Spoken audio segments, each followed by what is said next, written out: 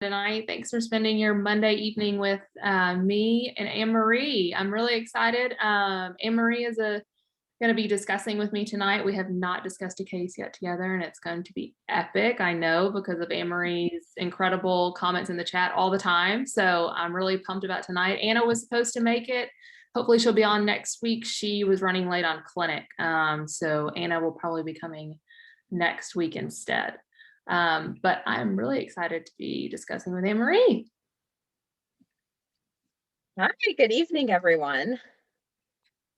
Hopefully everyone is doing good. We don't really have an official reflection prepared, but it looks like Thiago, are you around? Yes, he is. Because the student VMR case was on hypercalcemia, and I don't mean to put you on the spot, but I totally am. Would you want to unmute yourself and talk about kind of as an endocrinologist, your approach to hypercalcemia? You can totally say no. Sure, no problem, Anne-Marie. So nice to see you all again. Hi, everyone. Yeah, so hypercalcemia management, the first step always is PTH. So when you study physiology, you hear about calcitonin, but calcitonin is not important in vivo. So calcium is modulated by PTH. So once you have hypercalcemia, then you see PTH. You expect PTH to be low because PTH is a hormone that increases serum calcium. So if you have hypercalcemia and PTH is high, then it's a PTH-dependent hypercalcemia. And that's the most common hypercalcemia in our practice. And it's because generally it's an adenoma of the parathyroids, and then they produce more PTH, and then you will have a PTH-dependent hypercalcemia. So then you have to decide if this person should go to surgery or not based on clinical criteria like age, osteoporosis, urinary calcium, and the level of the calcium. The second part is hypercalcemia, which is not dependent on PTH. And this is a very huge family because, you know, you can have many reasons to have hypercalcemia regardless of PTH. So in this spectrum, PTH will be low just because the parathyroids are able to recognize that there is hypercalcemia and that they work and that PTH is low. So it can be a malignancy, and a malignancy can lead to hypercalcemia because of bone metastasis, PTH-RP, so PTH-related protein, which has the same effect of PTH, but it's not PTH. And also because some tumors like lymphomas, they produce 125 calcitriol, 125 vitamin D, which is calcitriol. So lymphoma produces it. So malignancy, then you have granulomatous disease, sarcoidosis, tuberculosis. They also produce 125. So they have the activity of 1-alpha hydroxylase. And then 25 OHD goes to 125 OHG, which is calcitriol, the active form of vitamin D. You also can intoxicate because of vitamin D. Actually, we are seeing it right now because of COVID-19. There are people using vitamin D to treat or or as a prophylaxis to COVID-19. For sure, it does not work. And Endocrine Society has released a note saying it does not work, but then you can get intoxicated. And if you have a lot of vitamin D, you will have a hypercalcemia, which is not PTH dependent. And this is the most common reason. So not PTH not dependent, vitamin D intoxication, tumors or malignancies, and then granulomatous disease. And for sure, you have to take into consideration some medications like hydrochlorothiazide. It's a possibility that you have a hypercalcemia because of this medication. It's not common, but it's a possibility. So I've talked a lot. That was actually perfect. Thank you so much, Tiago. I always love learning endocrine from you. I remember that first case we discussed together and it had some endocrine pearls in it and you took it away and I had nothing to add. And so same thing here. So thank you so much. And it was enough time for us to find 2 amazing discussants and a case presenter. So we will have our discussants. If you can unmute yourself, introduce yourself, we can start with Taylor. Hi, everyone. My name is Taylor. I'm a PA in internal medicine. I'm such a huge fan of the CP solvers. Such a huge fan. I'm excited. We are so Amazing. excited to have you, Taylor. It's your first VMR or first time to discuss? First VMR and first time to discuss, but you guys have really inspired me. And I've always been like a fan of learning, especially as a PA. Everything is, experience, and I seek every learning opportunity I can get. And this is a big one, so I'm excited. Well, welcome. Awesome. We're excited to have you.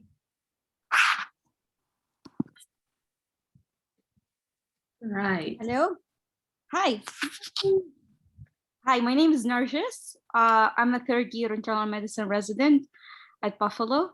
I'm actually going to be a nephrology fellow next year.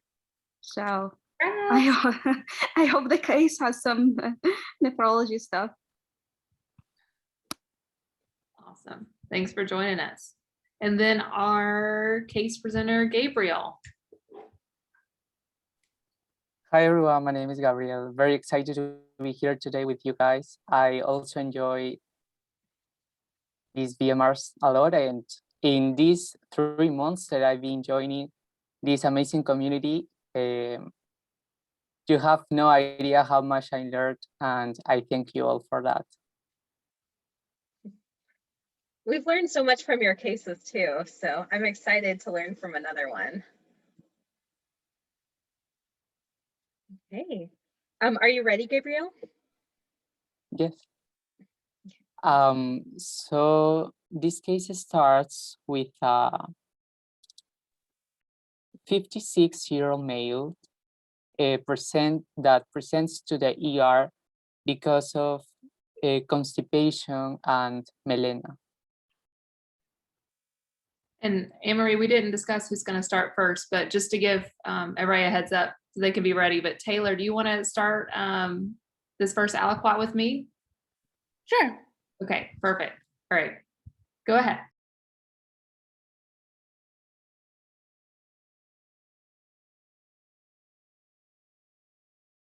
Or did you want to stop there with your case?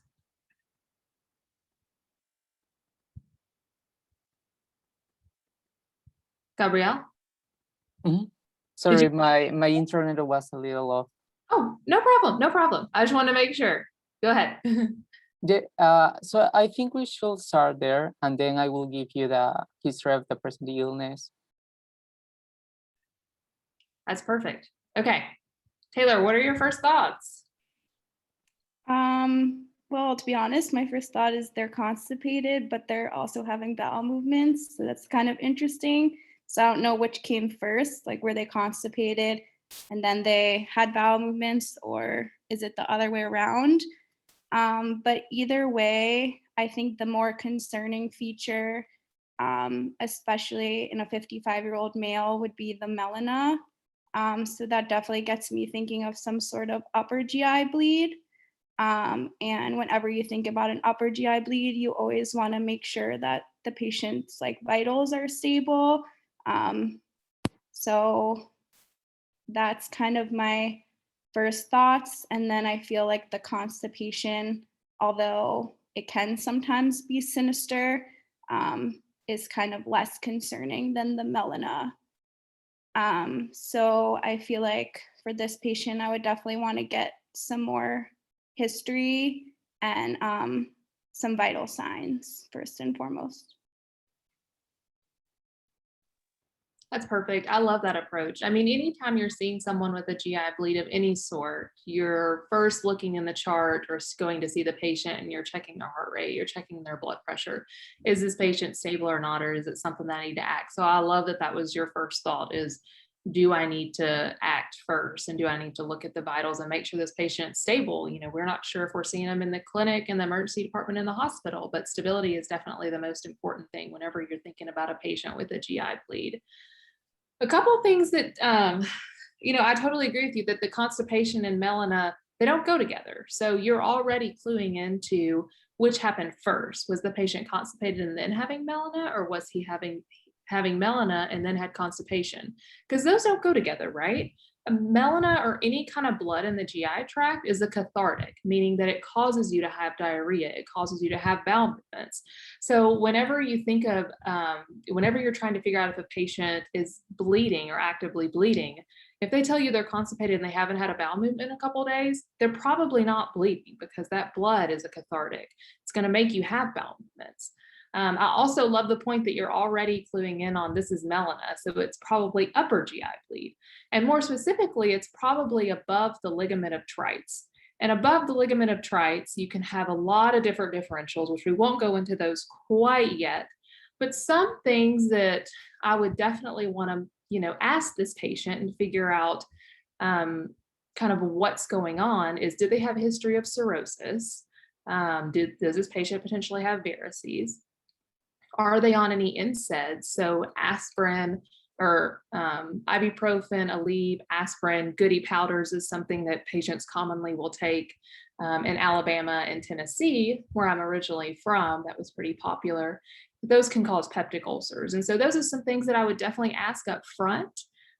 Is this patient on any blood thinners? So anything that's going to make them at higher risk for bleeding. And then lastly, have they ever had any procedures before? Have they had their colonoscopy? He's 55, so he's definitely should have at least already had one screening colonoscopy before. And what were the results of that? And has he had an EGD, or some questions that I would kind of start asking right in the beginning. But excited to see where this case goes. Awesome discussion. 3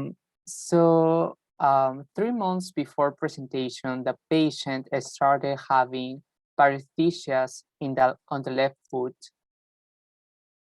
And then 2 months before, it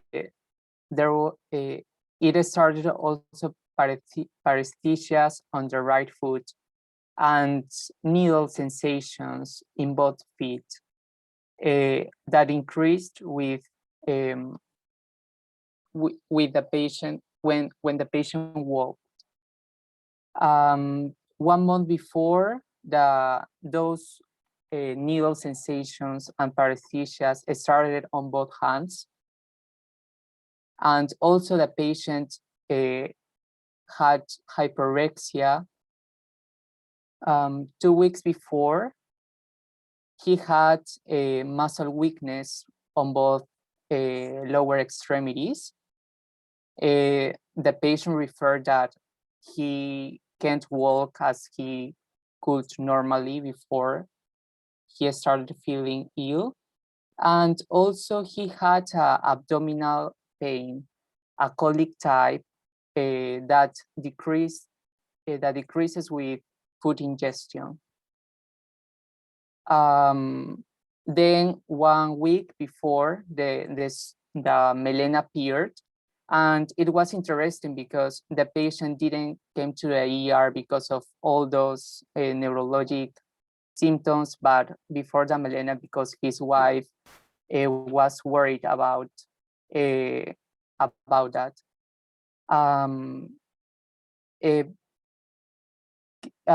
In terms of medical history, no remarkable medications. The patient doesn't take any. Family history, no. Social history, he drinks alcohol, 1 beer per day, approximately. And health-related behaviors, he had urethritis 20 years ago. In past medical history, urethritis 20 years ago, dengue 5 years ago, and malaria 30 years ago.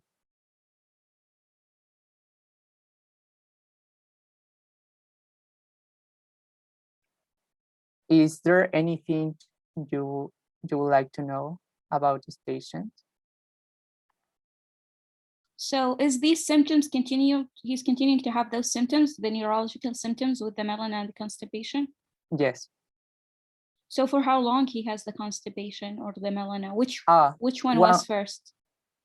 First, it was the melena and then the constipation. So initially he had bloody stool and then he developed constipation? Mhm. Okay. Yes. For how long he has those? For the melena for 1 week and 1 the week, okay. constipation for 3 days. He has constipation for 3 days. For 3 days, he only did 1 stool. Okay, and this is for him, it was unusual, so. Mhm. Okay. And And he then was continued there- having, yeah. Go ahead. No, go ahead. Oh, was there any like weight loss or fevers? Yes, I forgot to mention that. He had 14 kilograms of weight loss in 2 months.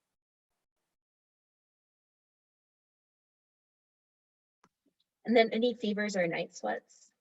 No fever. Have he ever had a colonoscopy before? No, he had. He hadn't?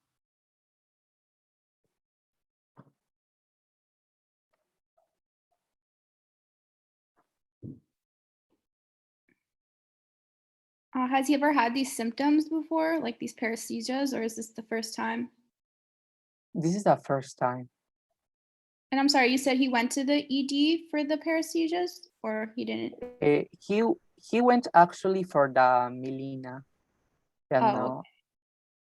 Yes, mostly because his wife saw the black stool and she was worried about that. So they came to the ER.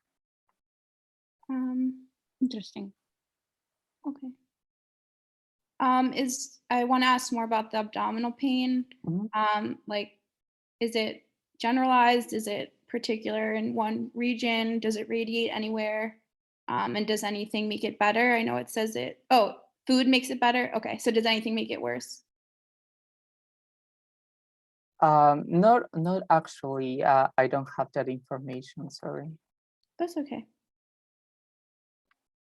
And any like headaches, vision changes, thinking like neurological ROS because of the paresthesias, any like vertigo, dizziness.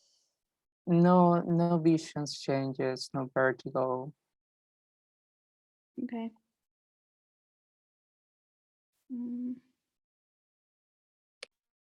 Does he take any over-the-counter medication or anything? Not prescribed? No, just alcohol. Okay. No history of diabetes. No history of diabetes. Okay. I mean, paresthesia you can have a neuropathy, peripheral neuropathy with alcohol use, like chronic alcohol use. I'm not sure 1 beer a day is considered like alcohol use disorder. Usually for men it should be like four drinks daily. 3 to 4 drinks, I believe. So, but that's I'll be connecting the paresthesia with this melena pain. If he has like liver cirrhosis and if he's like chronically drinking, I don't know for how long he's been drinking 1 beer a day. Or it could be this neurological symptoms. It could be related to a hidden like colon cancer, and then this is like some Perineoplastic Syndrome.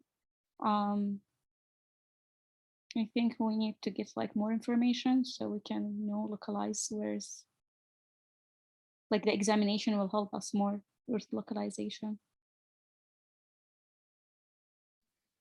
Awesome. I love those thoughts. This is a complicated case because there's a lot of different systems that we're trying to see what we can fit together and kind of how it all works together. And so we have things that seem like two very different things. Paresthesias that sounds like a stocking and glove distribution by the description. And I love how you were trying to kind of like connect the two together. And so your questions about, and Taylor's questions about diabetes, thinking about alcohol and how that could affect it is really important, thinking about, is there any way to connect the two in this case? And so that's, a really good thought process. Going forward, when I think about neurologic symptoms and constipation, I'm thinking about could there be some sort of endocrinopathy, including diabetes, which can damage the nerve, and also things like calcium, like hypercalcemia, or hypocalcemia. I'm thinking about thyroid things as well, because sometimes that can cause weird manifestations. And then also thinking about vitamin levels. Could there be some sort of vitamin deficiency at play here that could be contributing as well to this? Things like multiple myeloma that can also cause hypercalcemia. Could that be at play? Rare causes like porphyria, things like that. Obviously not at the top of your differential. And then it was awesome that you also thought about things like perineoplastic syndrome. So thinking about how you connect the constipation, the weight loss, the melena to the other organ systems. So right now we're really in the hypothesis generation kind of phase and trying to figure out how we can connect these two together. And then, also thinking about the other symptoms. It's interesting that the abdominal pain actually improves after eating, because most causes of abdominal pain are actually worse after eating. Things where blood flow, digestion, pancreatic enzymes are involved are generally worse after eating. And so that's kind of an interesting thing that I'm keeping in mind, is why would the abdominal pain actually improve after eating? I think I remember learning in med school that some sort of peptic ulcer disease, it can actually get better, whereas one gets worse, but I don't remember the specifics. So Lindsay I might think be able. yeah, I think duodenal ulcer improved with eating. Yeah. People to help me out, because I'm trying to remember that. And then also thinking about base rate, age, and everything like that, we're thinking about, could there be some sort of colon cancer going on? We're told that it's melena, but we have not proved that it's melanic stool yet. There are things that can mimic it, like iron, like Pepto-Bismol, like things like that. So doing a rectal exam, asking about, is the stool tarry, is it sticky, things just to make sure that we clarify that this is actually melanic versus some of the mimics there as well. And then, usually, as Lindsay mentioned, if it is truly melanic stool, it comes from an upper GI source, but occasionally things might behave differently. And it usually becomes from upper because it takes about 24 hours at least for the bacteria in the colon to digest it and basically turn it into that melanic stool. So usually that's coming from the lower GI tract, then it's either hematochezia or bright red blood. But we're certainly thinking about, could this be gastric, like either a peptic ulcer, gastric cancer, things like that. Could it be something in the small intestines, or could it even just be a weird manifestation of something colonic? And then I'd really want to be doing a good neuro exam too, to make sure there wasn't some sort of spinal cord process or something else involved. So there's definitely a tricky case, because I feel like I'm being pulled lots of different directions, and I'm trying to figure out, what to kind of go after first, and if anything could connect kind of all the processes together.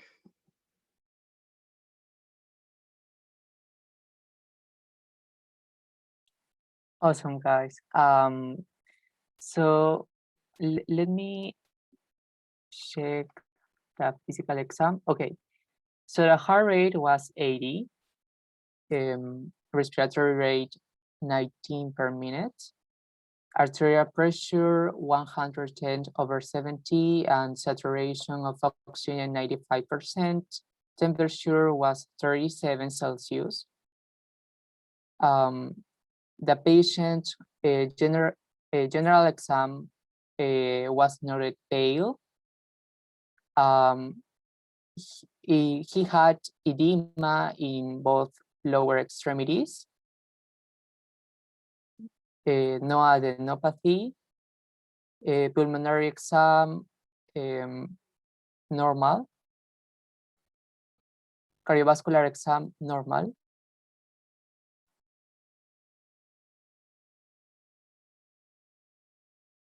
The abdominal exam, it was soft, no guarding. Mild pain on palpation in the epigastric region, and no masses noted. Neurologic exam, he was oriented. Glasgow was 50, no meningeal signs. Babinski was negative bilaterally. And the osteotendinal reflex was 2/4 in the right hemibody and 1/4 in the left hemibody.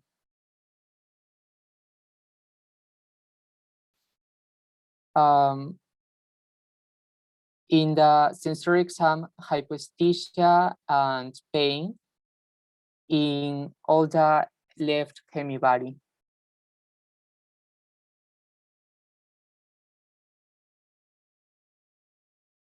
I could give you some labs. Hemoglobin was 9.8. At presentation, platelets were 780,000. White blood cells, leukocytes were 1900. Segmented 75%. Lymphocytes 12%. Eosinophils 1%. Creatinine was 1.4. And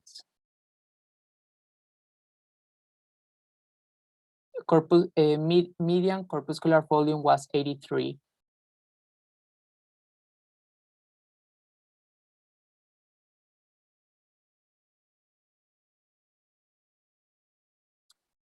I think I can stop there. Perfect. All right, Taylor, it's a lot of information. Tell me your thoughts. Okay, so I'll start with the vital signs. Relatively reassuring.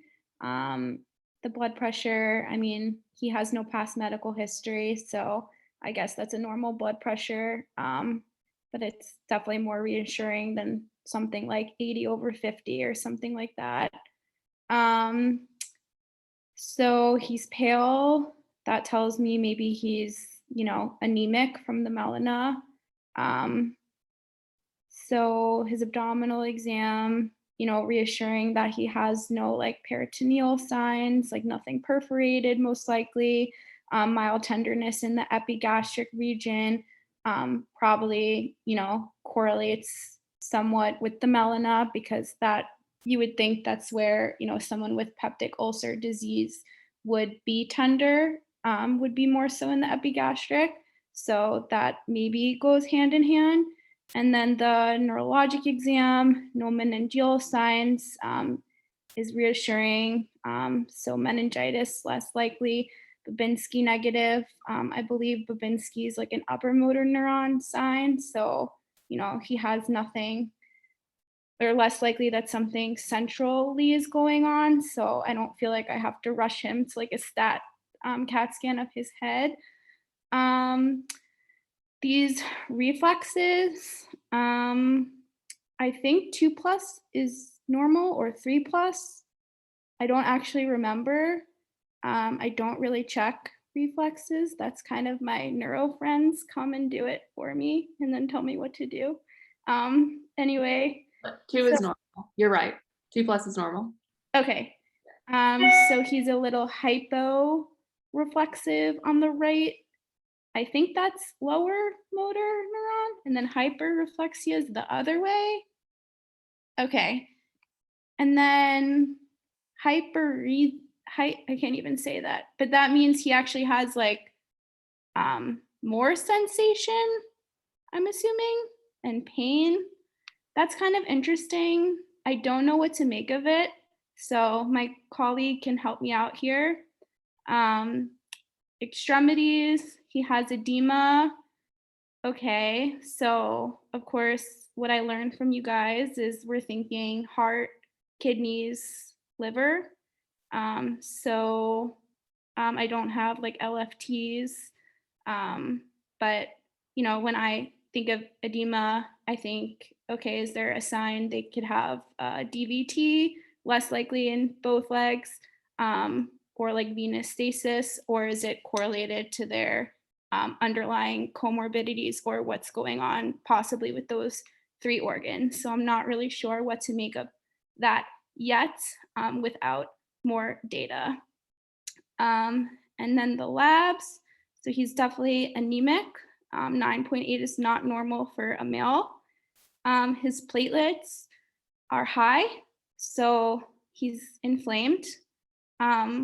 Or possibly it's like related to the anemia, but I don't think so, because I think the time course would be a little bit off. I think that's more like long-standing, like iron deficiency platelets can be elevated in relation to that.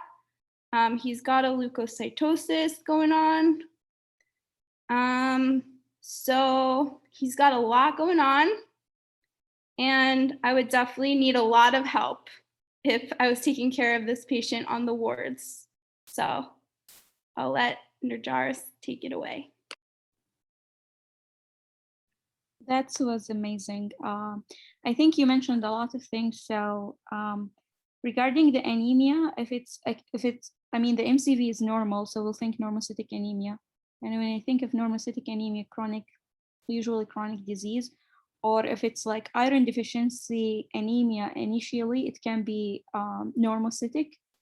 And if it's acute blood loss, you would think it's more normocytic, because like the time, like iron deficiency anemia sometimes can be prolonged.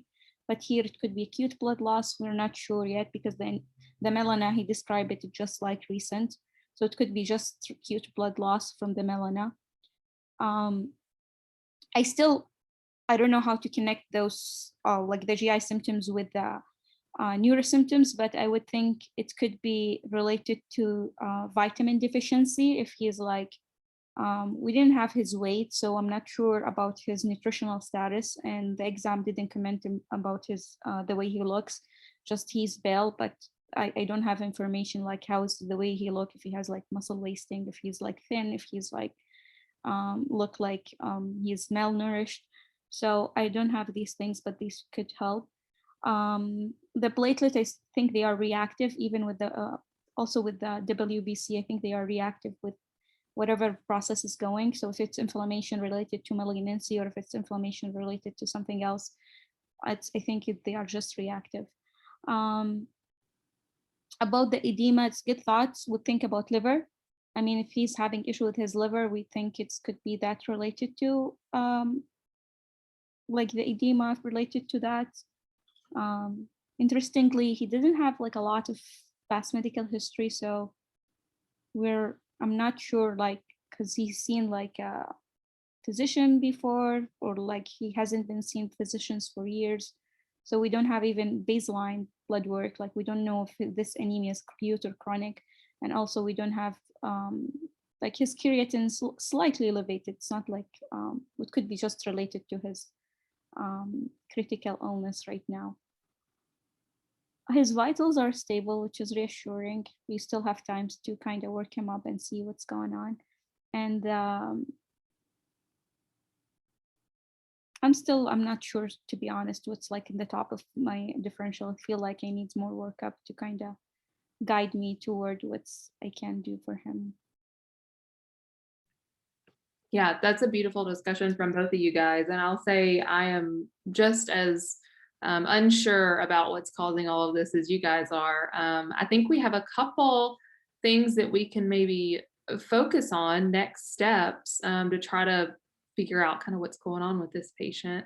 One of those, this is a middle-aged man presenting with subacute paresthesias and melena, acute melena, and now constipation in the setting of a inflammatory process we know now is weight loss and a white count.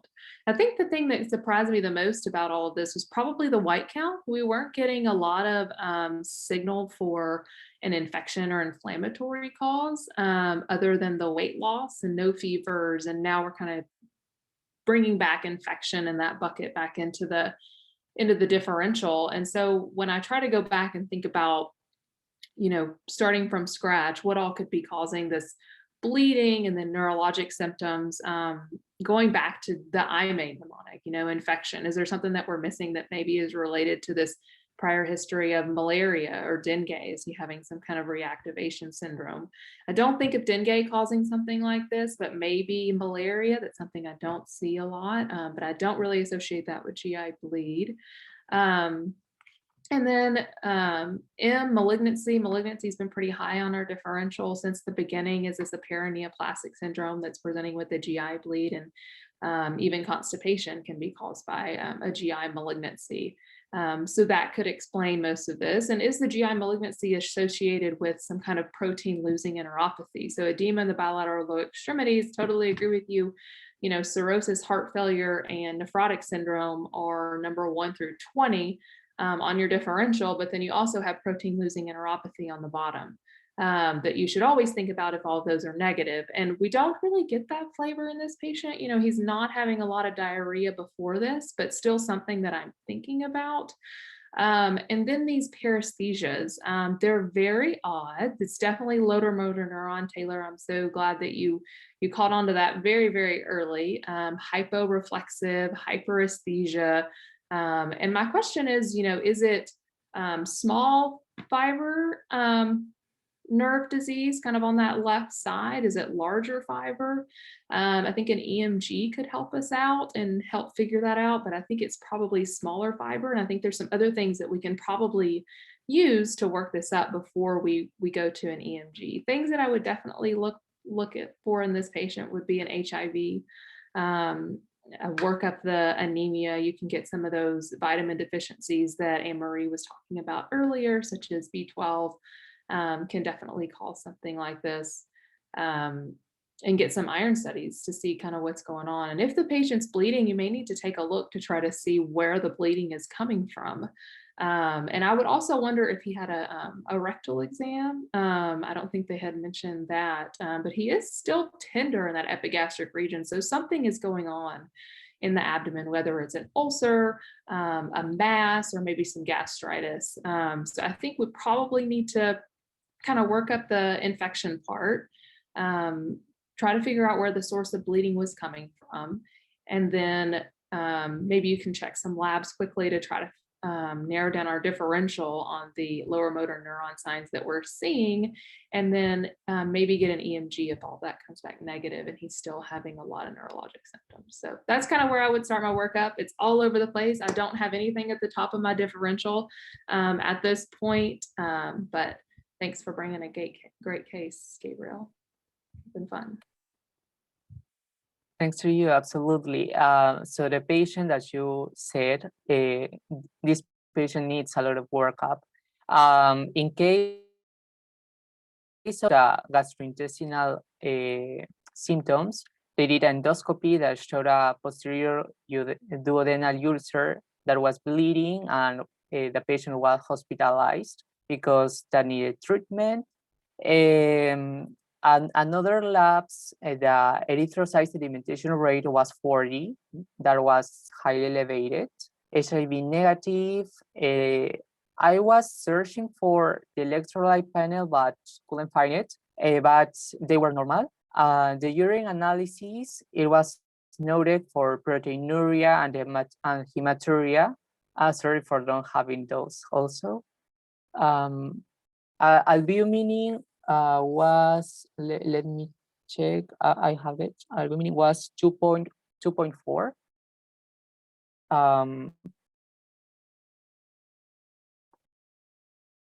And it was interesting because in the eighth day of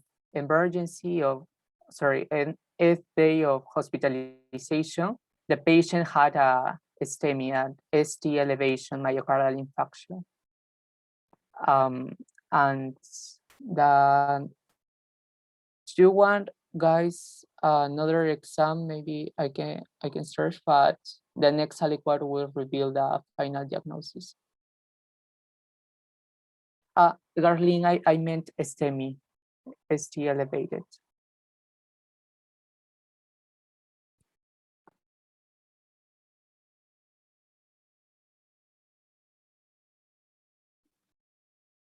Do you know how much the protein in the urine?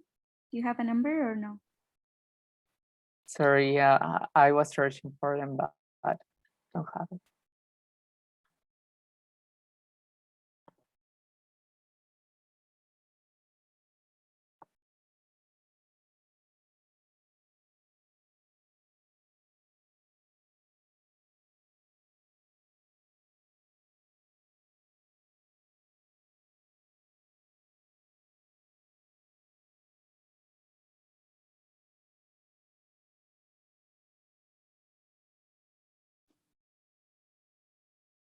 I mean, the hematuria was RBC or just, it says hematuria, like a blood in the urine. Was microscopic hematuria. Okay. So, I mean, when I see proteinuria and hematuria, I'm not sure about the quantity of the protein in the urine. Usually you need to differentiate if it's nephritic or nephrotic. It could be glomerulonephritis, some sort of like, if he has, I don't know, to be honest, but it could be some with, sometimes with membranous, but that's nephrotic. It can come with colon cancer. Some patients, they have like a salt tumor, they can have nephrotic syndrome, or sometimes they can have some sort of GN, which is rare things to happen, but that could be a possibility in this case. I mean, the endoscopy just showed he has like duodenal ulcer, didn't show. I don't know if they did colonoscopy or not, or just endoscopy. There is no variceal, so that's rule out if it's like liver cirrhosis. Could be it's like something coincidence, like he has like 2 diagnoses at once. I'm not really sure. Because like it's not connected to each other. He does have hypoalbuminemia, which could be like just reactive with the inflammation or any process that's going on, like the either if there is a malignancy, hidden malignancy, we're not like, we can't point it out, or if he has like, I mean, you could have liver cirrhosis. We don't have like variceal. Not all the liver cirrhotic patient they have variceal. So that's still a possibility. So we don't have LFTs, so we don't know about his liver enzymes. Does he have any imaging, like a CAT scan to the abdomen? Sorry, my connection was a little off. I was asking, did he have any like CT for the abdomen? Like any imaging, ultrasound or CT? No, sorry, no CT. Okay. I don't know if Lindsay or Anne-Marie want to like comment on. Yeah. Great discussion. So here, there's a lot going on. And at the beginning, I think our difficulty was like, how do we connect all these things together? Or do they even connect? And here we at least know what was causing the melanic stool. We know that there was some sort of ulcer in place, which may or may not be related to like the paresthesias, the weight loss, and everything that's going on. Here, I'm going to focus on the elevated creatinine, the proteinuria and hematuria, and low albumin, because these are very abnormal things. that I'm worried about and could be life-threatening. Here, I'm kind of wondering if maybe that explains some of the paresthesias earlier. So maybe if there's a glomerular process that also has some signature in the extremities as well. And since there's both hematuria and proteinuria, I'm wondering more about a nephritic syndrome rather than a nephrotic syndrome. Although, you know, it's a little bit difficult because there's limited information, and so we're not exactly sure about the degree of proteinuria and things like that. Could also be thinking about things like amyloidosis that could also cause more of a nephrotic syndrome, although, and the hematuria could be coincidental, but I'm going to kind of say, I think this is probably more a nephritic syndrome. If we were thinking about nephrotic syndrome, we could be thinking about, is there hypercoagulability from loss of proteins and clotting and like anti-clotting factors that, you know, leads to a clot that led to the STEMI. I think here we have to be wondering about, is there some sort of vasculitis process that has its signature in the kidneys, possibly in the GI tract, but also maybe in the heart? And so here, one of the things I'd be thinking about I would be wondering about what the complement levels were, to think about, is this a low complement process or is this a normal complement process? You know, thinking about, is there any signature in the lungs? Making sure, you know, is there any signs of a pulmonary renal syndrome? I definitely want to take a look at the urine under the microscope, look for casts, things like that, and then also send an autoimmune workup. So I'd start with complements, also send ANCA levels, be thinking about things like hepatitis, that like something like a PAN or something like that could possibly affect the kidneys and the heart and things like that. And so really, and then thinking about things like lupus, other autoimmune diseases that could be going on. But I think that once we have a little bit more information about the glomerular process, then it's gonna help us figure out kind of if the glomerular process is possibly related to the STEMI, or if there are two separate processes, of maybe the stress from hospitalization or some of the risk factors for his other presentation predisposed to developing a STEMI, or just like, you know, kind of coincidental timing. But here, I think with the paresthesias, the kidney and the heart, that we probably have some sort of vasculitis and we'll need to further work it up. So those are just kind of some thoughts. Lindsay, do you have any other thoughts? No, that was beautiful. You guys are all killing this case. I think I'm still pretty confused as to what could be going on, but I totally agree with you. I mean, when I first started seeing this, until the STEMI, only other thing I would add would maybe be multiple myeloma, but that doesn't explain the duodenal ulcer or the STEMI, and so I'm having a hard time linking everything together. And I think vasculitis, just as you said, Anne-Marie, beautifully ties a lot of this together. So I guess we haven't really talked about the thrombocytosis. There are so many other things going on that we haven't really discussed it. So I guess maybe like when I think about thrombocytosis, I'm thinking about, is there some sort of iron deficiency? Is there some sort of inflammatory process, like a chronic autoimmune disease, like rheumatoid arthritis, things like that? Or is there some sort of cancer or hyperproliferative disease going on? And so certainly there could be something that could connect all of them, and the inflammation from a process could be leading to it, or some sort of hypercoagulable process. Myeloproliferative diseases can make you more prone to thrombosis. So there's certainly a lot of different things that could be going on here. So I'm excited to learn from the final diagnosis. Maybe I could give you some clues. The ANCA was negative. The complement C3 was normal, 129. And okay, do you guys want to comment that, or I could say the final diagnosis? Any other thoughts that anyone who discussed has? I'll I take think anything else you have because I'm still very lost. Yeah, so they did a sural nerve biopsy that showed fibrinal necrosis, and that was compatible with polyarteritis nodosa. So that was the final diagnosis. The patient was treated with corticosteroids.